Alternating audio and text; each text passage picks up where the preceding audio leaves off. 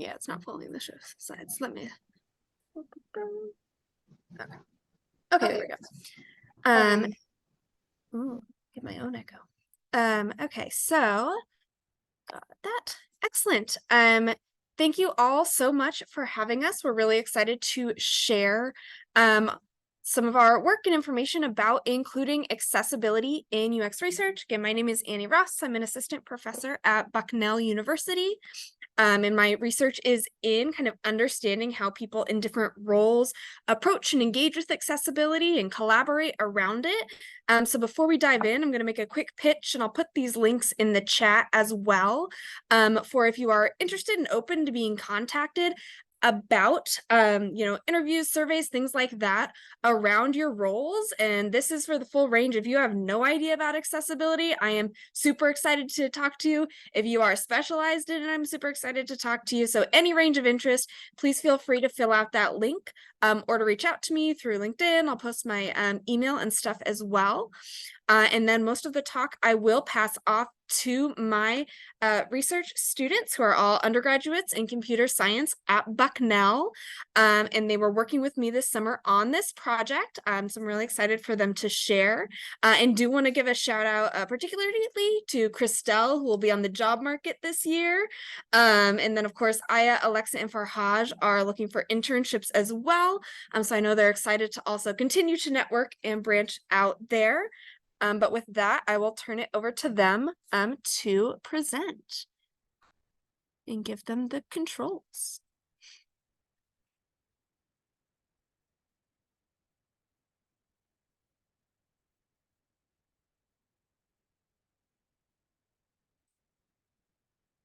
Almost so smoothly coordinated. Okay.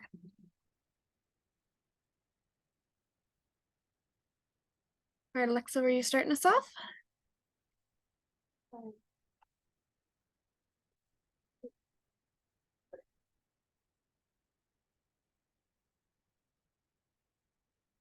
If the remote controls aren't working, you can just kind of ask me to advance the slides. Sorry, the other day I could give them all power over my computer, but apparently today I can only give it to one person. It should be good now.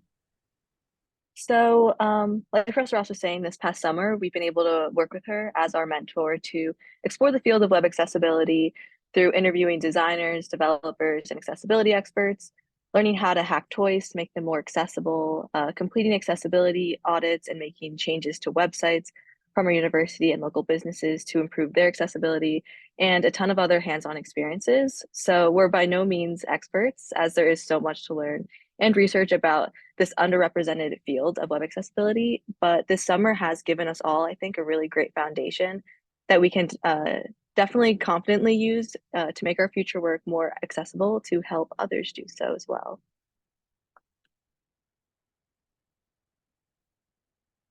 Slide. Thank you. So in an effort to help you all gain a better understanding of web accessibility and how you might be able to adopt more accessible methods, I'll start by sharing some simple practices that you can start using. And then we'll share some tools you can use to help make your work more accessible, more on the design side. And then we'll talk more about the importance of early integration of accessible practices, specifically on the side of developing too. And then lastly, we'll go into how you can help advocate for accessibility within your own teams and companies. So there's an estimated 1.3 billion people, or about 16% of the global population, that experiences a significant disability. And with that being said, about 96% of website homepages have at least one significant accessibility failure. So these disabilities include visual impairment, being hard of hearing, mobility restrictions, and neurological disabilities that can all vary in severity. So many people have permanent disabilities. However, you could also have a disability in a temporary or situational sense. This graphic shows examples of each level of being hard of hearing. So first we have an individual who's deaf, which is permanent. And then there's a case of an injury or like an ear infection, which may affect someone's ability to hear. Lastly, the most overlooked type is situational. So a bartender in this example, or anyone in a really crowded, loud environment, may be hard of hearing. Digital accessibility becomes really important in all of these cases if, for example, any of these individuals want to watch a video on their phones.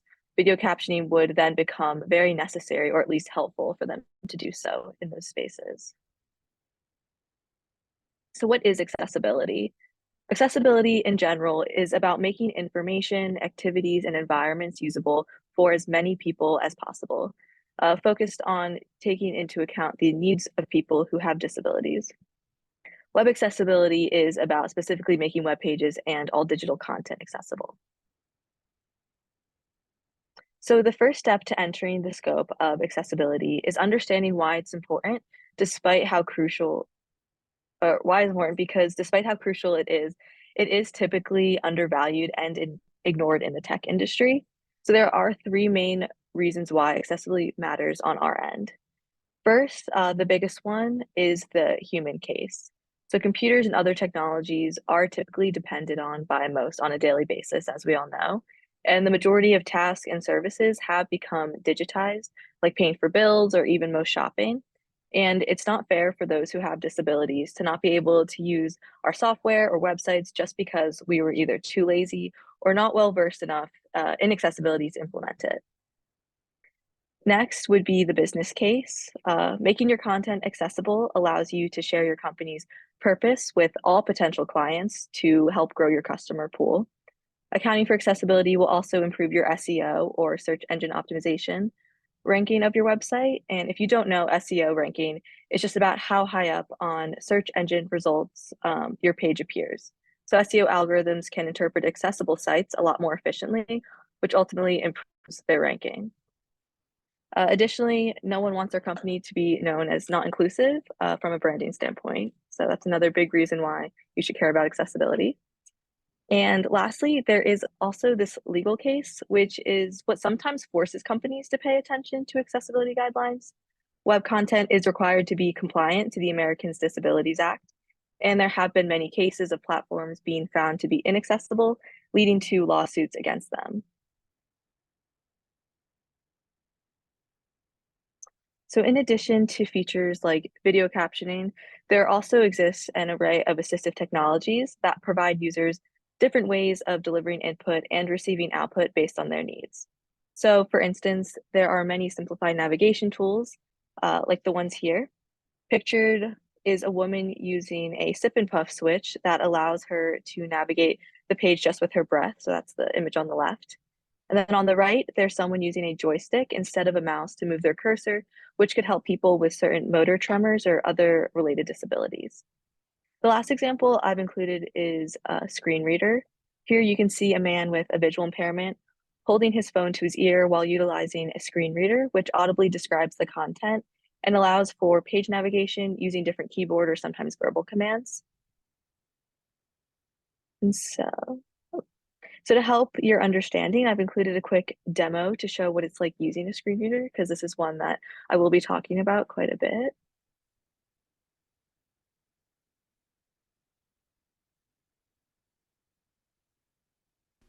Fitbit. Let's get started. Email. Edit box. Password. Password. Edit box. Forgot password. Login button. So as you heard, it's announcing each element, including the titles, buttons, and input fields, so that someone gets to know what's on the screen without actually seeing it. And then now, Fitbit. Let's get started. Now I want to show an example of a screen reader running on an inaccessible screen. Unlabeled button. Unlabeled button. Carol of the Bells Coral. Carol of the Bells. 9% seat control. Unlabeled button.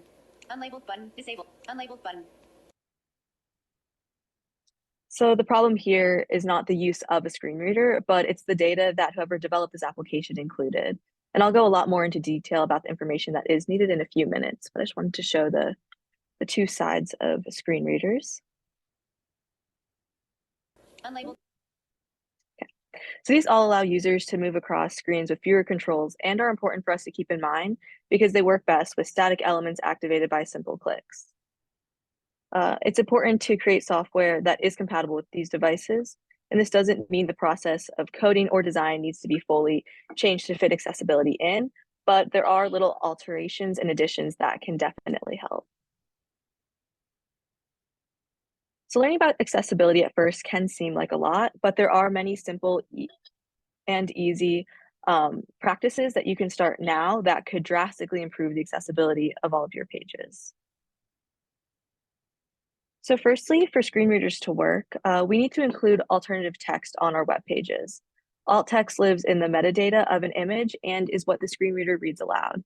And it's meant to describe the contents of a visual for someone who can't see it themselves.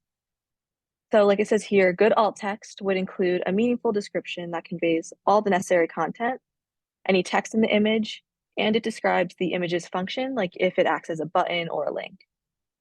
Poor alt text includes keyword dumping, the file name, or ambiguous descriptions, which all become confusing for AT users.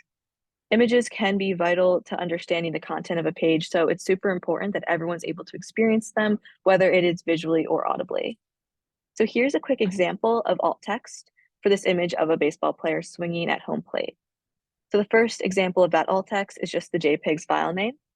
And the next shows keyword dumping, which is also ineffective. So it's just viewing the words baseball game, player, baseball batting. You don't really understand what the image actually is of.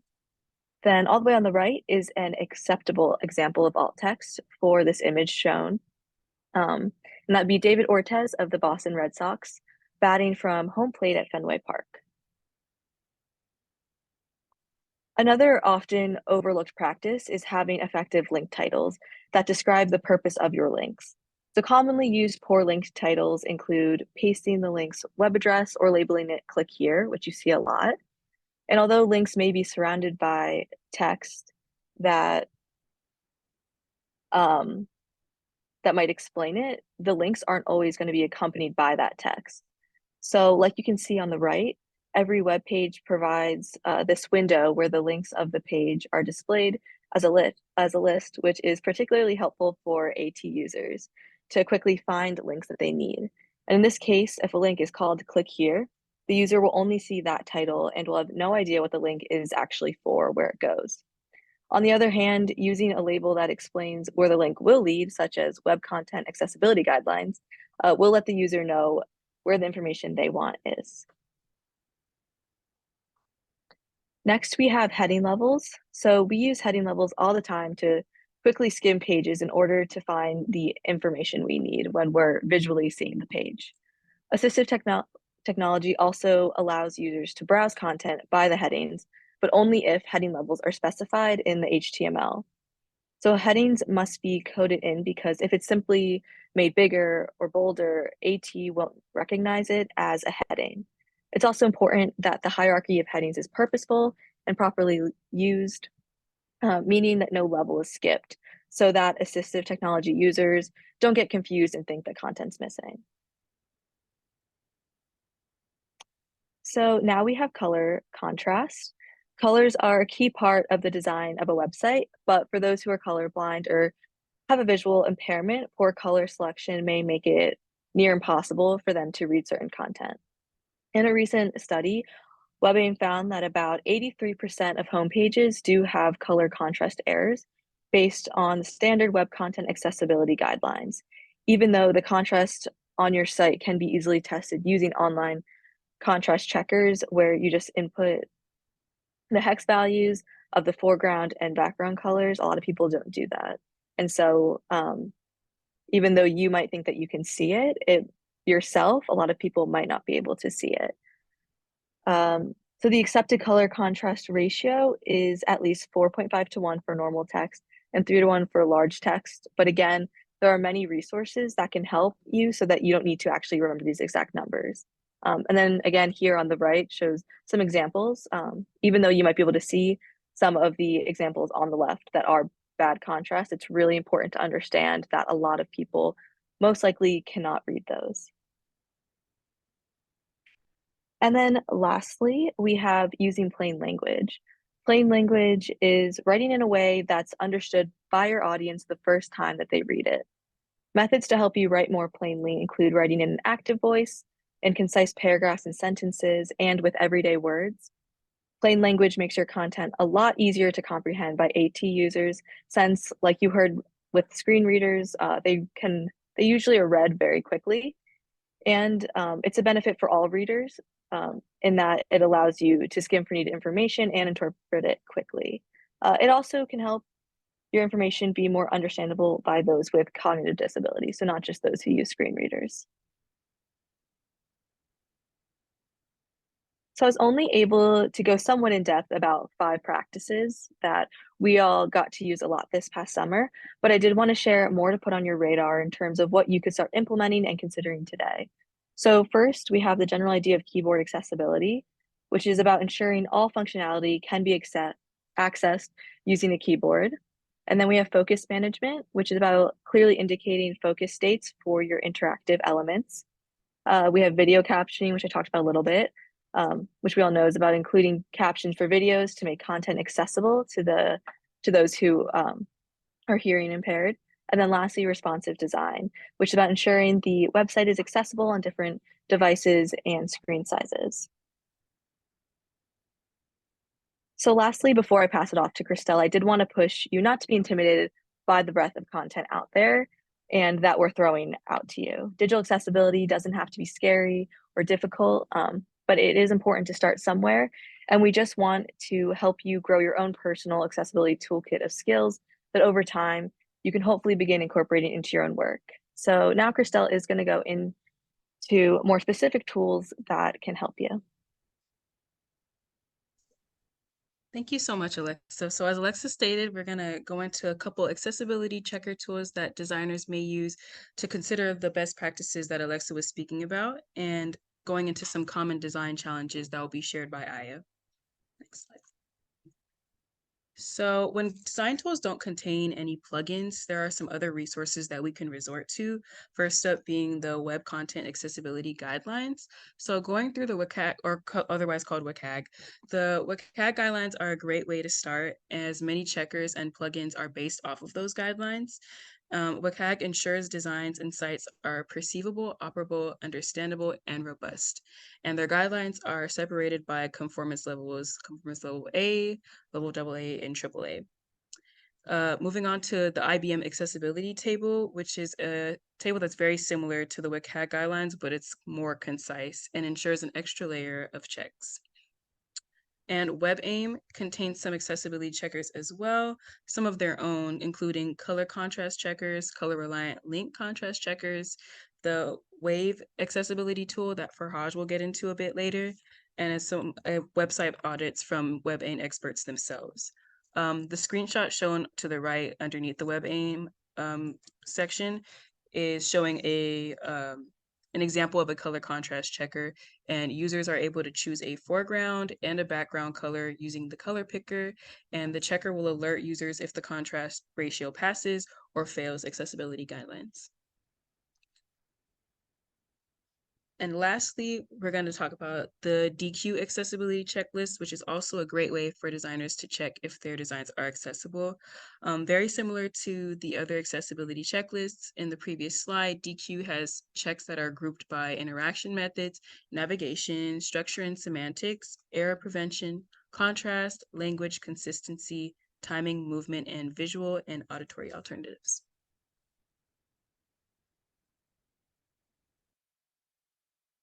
Okay, so having looked at in-depth resources for understanding accessibility, we will be looking, or rather just confronting certain specific design challenges. These are opportunities for innovation, of course, but can sometimes hold back the design team due to the platforms that are being used. Mainly when we are looking at accessibility features, design tools may not necessarily provide built-in accessibility features. And so that makes it difficult for designers to assess and ensure accessibility compliance easily.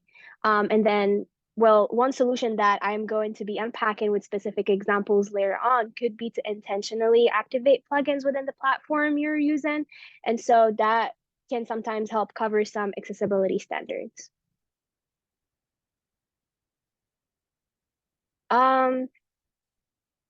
So one of the additional reasons for the slow progress in accessibility is the lack of inclusion of individuals with disabilities, specifically when setting targets or defining personas in business. So unless if the service specifically caters to people with disabilities, designs usually skip this step. And so tailoring the platform in itself to be accessible and inclusive to be used is also as important. So starting, for example, with an accessible user interface, that can pose significant challenges for users. For example, design tools may feature user interface elements that lack essential accessibility features.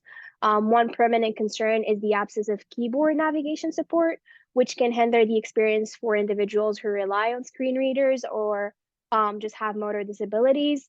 A key issue arises in the form of screen reader compatibility, where inadequate support can isolate visually impaired designers. And an illustrative example for this issue is the presence of, or the lack of icons, or the presence of icons without proper alt text, making them unclear to screen readers. And one solution can actually be to ensure that all UI elements, including icons and images, are accompanied by descriptive alt text, as Alexa has mentioned earlier. Additionally, grouping together decorative elements can also streamline accessibility efforts, as it sometimes reduces the need for individual alt text assignments and ensuring a more inclusive and efficient design process. Voice comments and assistive technology integration can significantly impact the accessibility of design tools as well. A key issue is when these tools lack integration with voice comment software and assistive technologies, and so making them inaccessible to users who rely on such technology. For instance, design tools that cannot be operated through voice comments can pose significant barriers. To address this issue, it is crucial to incorporate compatibility, but there is a big issue in there because these voice recognition softwares are usually really expensive, and so the solution should be an intentional investment to solve it, to solve the issue in itself. Additionally, the accessibility of tutorials and documentation plays a vital role in facilitating user learning and engagement. Inaccessible tutorials and documentation can make understanding and effectively utilizing the tool's features really hard. And so to overcome this challenge, it's imperative to, again, ensure that all tutorials and documentations are accessible, including alt text, alternative formats for video content, making written materials screen reader friendly. And so by addressing these issues, design tools can become more inclusive and user friendly. Another issue could be complex layouts, for instance, overlapping elements, and this is more specifically from the designer perspective. So improper use of layers or complex navigation can make it harder for screen readers to interpret the content. Design tools do provide the flexibility to create these complex layouts, and so we can really be lost into these interactions and completely forgetting about not necessarily just designing a website, but also making sure that it is accessible. And so again, connecting to the idea of designing with the read and order in mind, making sure that we are using proper hidden using structures and not necessarily just adding our headings manually, because that makes it easier for screen readers. Finally, again, coming back to the keyboard navigation challenges, which is usually one of the very first steps in order to make a website accessible. It gets a little complicated, just like when there are many layouts. The example on the slide is for a drop-down menu. So again, the idea of not only should we visually design a page, but also think about the structure of it. So are we using proper headings, subheadings? Are we making sure there is a visual identifier that lets me know if I am going through a drop-down menu, if I choose, for example, duck costumes, is there any identifier that makes the screen reader know what I'm necessarily hovering over? And so again, these are questions that help make sure that not only are we making our website more organized, but making that organization in itself more accessible. And again, so coming back to the previous slide, using headings can be one solution to avoid these complex designs. Next, I am going to be talking about some design tools to kind of alleviate all the design challenges that I've been mentioning. As mentioned previously, one solution could be to activate certain plugins depending on the platform you're using. As part of my research with Professor Ross, one of the primary goals was to conduct an in-depth audit of various design tools. The main aim being just identifying which of these tools truly make the design process accessible and make it easier for the designer to make an accessible product. And so, speaking from the point of view of a designer, these 3 design tools on the slide highlight my experience with Figma specifically. So, starting with an accessibility checklist, a real-time accessibility checklist offered in Figma is really important and highly convenient since it offers immediate guidance. It flags issues right away and it provides educational resources as well, ensuring that designers follow accessibility guidelines effectively. It is also customizable, which means that you can add more checklist items to it. And it tracks progress and most importantly fosters a continuous improvement rather than just verifying how accessible the product is at the very end of it. The second design tool that I really found helpful was the color contrast checker, specifically the one highlighted, because not only it provides you with whether or not you are compliant, it also gives you suggestions and timely feedback. So as you're changing the color of your text in the background, it tells you whether you are compliant or not. Finally, I guess for Figma and other design tools, actually, plugins are one of the go-tos to make sure our design is accessible. How efficient they are definitely depends on the platform. For example, Canva does not necessarily have as much of an extensive list of plugins that we can work on and that designers can work with. And so checking for accessibility usually would look more like writing it as an Adobe file to check for accessibility, which can be very long and non-efficient, but drawing parallels between different design tools, we can make our own checklist, for example, no matter what platform we are working on.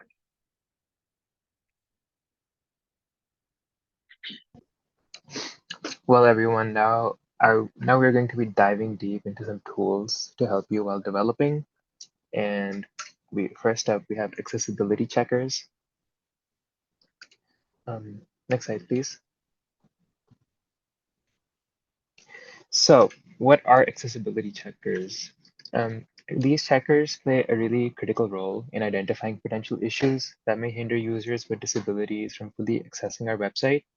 And in such, they detect problems such as insufficient color contrast, missing alt text for images, some empty links, and many other accessibility barriers that you might come across. Moreover, beyond issue identification, these tools also offer valuable fix recommendations and suggestions to address these accessibility issues. And with actionable insights, we can efficiently resolve these issues and create a more inclusive user experience for all. Next slide, please. So why are they helpful? These tools excel at identifying exact error locations on your website, thus saving you time and effort in the troubleshooting process. And for each error detected, accessibility checkers also offer actionable solutions and fixes. This means not only do you know what's wrong, but you also know how do you make it right. Furthermore, they also provide links to web content accessibility guidelines for more comprehensive insights into the specific error. And as well as accessibility checkers help you understand the problem within the context of your own website. This contextual information is really essential for making informed decisions on resolving accessibility issues effectively. Next slide, please. And so here are some popular accessibility checkers, such as Wave, Lighthouse, Google Lighthouse, and Axe. Next slide, please. And here is a screenshot of the accessibility checker in which we can see that there are 105 instances of bad color contrast. And now what you could do is you can go in and check each of these 105 instances of where specifically is the color contrast wrong, so you can change it. Next slide, please. And similarly, here's the screenshot of the Google Lighthouse accessibility checker and its dashboard. And moving on to the limitations of automated checkers. When I first started playing around with these automated checkers, I fell in love with them. They made my life a lot easier. And however, we still need to address some of their limitations in order to get a fully accessible website at the end of the day. So these automated tools are really valuable as they help identify a range of common accessibility issues. However, it's also essential to recognize their limitations. and especially those that are related to user experience and context. Manual testing by individuals with disabilities is really crucial, and human testers with specific accessibility experience can provide deeper insights into how users with disabilities interact with our website. So this gives us a chance to give us valuable feedback to enhance accessibility. Moreover, in order to achieve comprehensive accessibility, it's best to combine both automated and manual testing. This synergy allows us to address a broader spectrum of accessibility issues, ensuring a more inclusive digital experience for all users. Next slide, please. Um, s- so next we're going to get into some education and awareness around accessibility and some next steps you all can take to becoming an ally. So pushing for accessibility is definitely not easy when you're the only advocate, but it's important to remember that building accessible technology benefits everyone in the end. So first up, it's important to check in with your organizations and note if there are any accessibility divisions or specialists within it. And if not, consider some ways of incorporating this. Second, get involved in accessibility communities if you are interested. There are various online groups via Slack, LinkedIn, and Discord to be more a part of the journey and becoming an ally. I included, there's a web accessibility Slack, but there's an invite that's needed. But if you Google web accessibility Slack, there will be a moderator there that can invite you. But a more simpler one where I believe you just put in your email, there's the Ally Project, and I've inserted a link towards the website if any of you are interested. 3 and 4 are to share effective strategies for educating stakeholders about the importance of accessibility and discussing approaches used to raise awareness and promote accessibility within organizations. Next slide. So in this instance, it's important to refer back to the human, legal, and business diagram that Alexa had spoke about earlier in the presentation, starting with the human aspect, which is being inclusive to all, and considering accessibility will allow everyone to benefit from your design. As for the business aspect, Alexa stated how a website being more accessible can lead to a higher SEO ranking, which will allow your website to appear at a higher position in search engine results, and that can lead to your website gaining more traction and attention. And the legal aspect being that there are definitely certain laws and guidelines for practicing accessibility, and that websites must follow at least a WCAG 2.0 or ADA law and website accessibility guidelines. Next slide. Lastly is that something is better than nothing, because we will not always know the answer to everything, and there may be times where we mess up, but it's definitely a learning experience for everyone, and we get better at it as we go on. So I want to share a little bit about my experience incorporating web accessibility into some of the other work I do. So I had my first experience in UX through my internship this past summer as I simultaneously continued my research. It was really difficult at first to intertwine accessibility into my design process, and I definitely found myself guilty of not checking color contrast and a lot of other aspects out of laziness and just feeling like those steps didn't fit into my creative workflow. But after consciously reminding myself more and more and meeting with Professor Ross weekly, it eventually did click for me a bit more. And once I pushed myself to consider it, I also then worked to get my managers to acknowledge it as well. So at first, I did have most comments about accessibility overlooked as I explained my design decisions when accessibility was the reason for some of the changes that I was choosing to make. And again, I am by no means an expert. I only really started this in January, but I have found that my efforts have made a pretty big impact on the accessibility of the small consulting company that I am still interning for. So there's now a company sprint that I'm helping spearhead where we're offering audits and edits to client sites. And we've also revamped our platforms internally.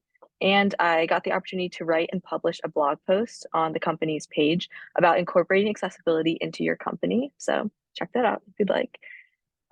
So eventually, the idea of accessibility did click for my managers once they understood how it helped them and how it was necessary for others. So my personal takeaway from my experience this summer is that a little over time does go a long way, and that advocating for digital accessibility doesn't have to be a really scary, taxing battle like a lot of accessibility experts kind of explain it to be, because over time it can feel pretty exhausting. But yeah, so now Farhaj is going to share a little bit about his experience too. So I started to play around with web design and web development back in high school and didn't really know much about accessibility. But reflecting back, I realized that accessibility is something that I'd given little thought to during those early days. And it was during this summer of research that I truly dived deep into the world of accessibility. And as the summer progressed, I became increasingly aware of the importance of making digital spaces inclusive for everyone. And with this knowledge, I then did some work as an accessibility consultant for small businesses, conducting accessibility audits to improve their websites, to open up digital doors for a wider audience. And one of the most challenging aspects of this journey was updating older projects to meet accessibility standards. It was a really time-consuming process, but the end result was worth the effort.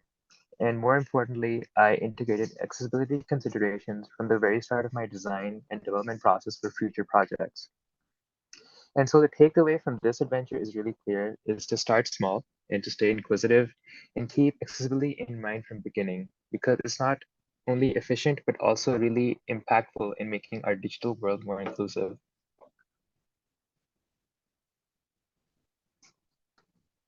And so with that, thank you all for joining us. Farhaj, can you mute your thing real quick, thanks.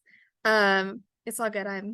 I do that. So once again, I just want to actually take a moment to thank, of course, our funding sources from the National Science Foundation and a lot of support we got from Bucknell University to be doing this work over the summer, training ourselves in accessibility, and again, continuing to explore how different people approach and collaborate around accessibility or do not in some of their barriers. So again, please feel free to fill out that link. I'll copy over all these links into the chat in just a moment as well. Some of them are already there. And again, we'll leave this slide up, but we were so happy to join you. Again, another shout out for continuing to connect with my students as they continued their exploration of accessibility and more broadly computer science development, design, and UX. I know they are very excited to keep connecting. I'll let them kind of jump in if they have anything else they want to add, but we're also very happy to spend this next amount of time taking questions either in the chat or just unmute yourselves on Zoom, kind of whatever works for everyone. I have a quick question of what was your favorite Figma accessibility tool that you were playing around with? Oh, I didn't hear well. Can you please repeat your question? Absolutely. Yes. What was your favorite Figma plugin that you were working with? Probably the checklist, just because it provides you with a very broad feedback. Like not only it is the color contrast, it's the headings, it's the alt text. And I think the biggest problem with accessibility is that in a lot of designs it's taken at the very end of the product making, but having a checklist that you work with as you are going makes it really easy for you to include those accessibility expectations that everyone should have. So I would definitely say the checklist. And I will say the links to Absolutely. all of those are in the slides, and I'll post that slide deck link again so you have access to all of the tools and resources that we were talking about today. Definitely. And I can also pop that into the Slack group, and I can, if you're open to it, I can also paste the slide deck in the YouTube video as well. Yep, absolutely. Sounds good. Yes. Oh, did you see Jamal has a question? He says, what are some strategies to overcome resistance to accessibility recommendations? Absolutely. So getting a lot of pushback is again as we mentioned a few times today, really common in accessibility. I hear it a lot from accessibility specialists, whether it's people who are just starting in and advocating, or that's kind of their central job. And again, going back to those 3 prongs of kind of making the pitch that we mentioned. So the where to go? All right, you've got the human case of, is there any personal connections people have to it are often nice. Whether that human connection, if somebody doesn't kind of take the like, we should do this because it's a good thing, but similar, I think, to user experience and user research. If you can get any quotes, if you can kind of sneak in accessibility, whether it is adding a few more people to the user research you have, or doing an audit on your own, just so you have a few of those kind of concrete things of being like, oh, hey, like when I run it through this checker, right, this breaks. Similar, I think, to Alexa's story of just having a few concrete things to work on can help. Especially perhaps if another way, if you are getting a lot of resistance, I think that I hear about is, again, people sneaking it in of, if you can't get the buy-in yet, is there any little thing that you can change that doesn't create a huge burden for yourself, right? Because we're all burned out, we're all overworked. But if you can just change a little bit, and then again, you have something concrete to go back and say like, hey, I've just been running this checker and doing this, and this has really helped me. I just wanted to put it out there as a resource that we can use, or right, again, trying to balance becoming that. And then again, you've kind of got those things. So you've got the human, you've got the business, right? The 15% of the world's population has a disability. And especially when you consider the aging population, when you consider the breadth of disability from, things that we might think of immediately of people who are blind or deaf, or have motor impairments, to ones that are more quote unquote hidden disabilities, or ones that might not come up to mind of when we think about learning disabilities, when we think about cognitive disabilities, mental health, things like that have a lot of overlap. As well as, again, that breadth of like situational disabilities of, we've all been in the rooms, we've all had the buttons be too small and we're just all angry about it, or the low contrast because we're out in the sun, right? And so that idea that accessibility can help everyone, right? That business PR case of, now we can have these little blurbs of, we care about accessibility, right? That can get some buy-in. And as was also mentioned, kind of some of that search engine optimization of, again, some of the foundations of accessibility are about being more explicit in the design and development of the structure of your websites, which makes them easier to scrape. And then finally, again, the legal, which again can feel a bit scary to make because none of us are lawyers, but that just putting it on people's radar, and especially if you really want to dig into it. But at least in the US, especially if you're in any organization associated with government funding at all, but even if you're not, there still can be some legal coverage. So that just kind of like, ooh, like this is a thing that happens. It should at least be on our radar for that. So a bit of a carrot, a bit of a stick, a bit of kind of, if you want to push people, and a bit of just kind of itching your way up and seeing what you can do. But and again, part of that is finding your community, because it sometimes there's really great wins, like Alexa's story I was so excited to hear about, and sometimes it is just a hostile grind, and recognizing that you can't change the world on your own, but trying to find those little pieces and trying to sustain ourselves in the meantime.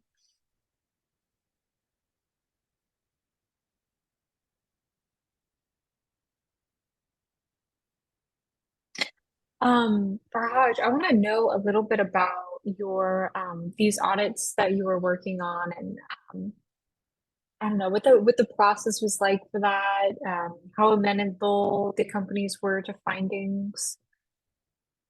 What was your experience like? Hi, could you repeat the question a bit? Yes. What has your experience been running those content audits and accessibility audits? I would say firstly, it's just a lot of repetitive issues. It's the same issues you see day in, day out, a lot of repetitive work there. However, I also feel like doing those audits, we did some audits for some Bucknell websites as well, and we created some guides, some how to write alt text guides for them, and those are really appreciated. And in such that they became part of the guidelines in order how to work there. So making small progress there. And as for the audits, these were mainly small business websites, and so they were not that complicated. And so there were like some simple issues here and there that we managed to fix. And for the most part, a lot of the issues weren't that complicated, and using those automated checkers and some manual testing as well. You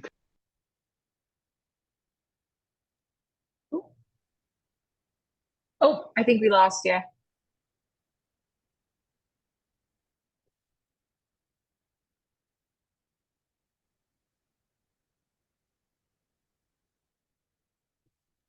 Yeah, so while they're fixing that and kind of joining in, I'll also open up to kind of Krystell or Aya or Alexa, as they all did audits as well. But yeah, Farhaj, if you just want to jump in with Yes. Krystell, maybe.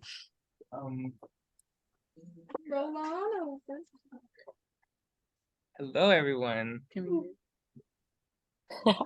I am definitely not Krystell, but yeah, continuing, it was just a great experience helping small businesses in the area. These were mostly businesses that the Small Business Development Center helped set up these websites. And so working with them closely, it was really interesting and a good experience. And I learned a lot from that and incorporated a lot of those stuff into my own projects as well. Definitely. Do you all feel like those like the companies were amenable to the audits, like they were ready to make changes, or did you feel like you had to do a little bit more convincing?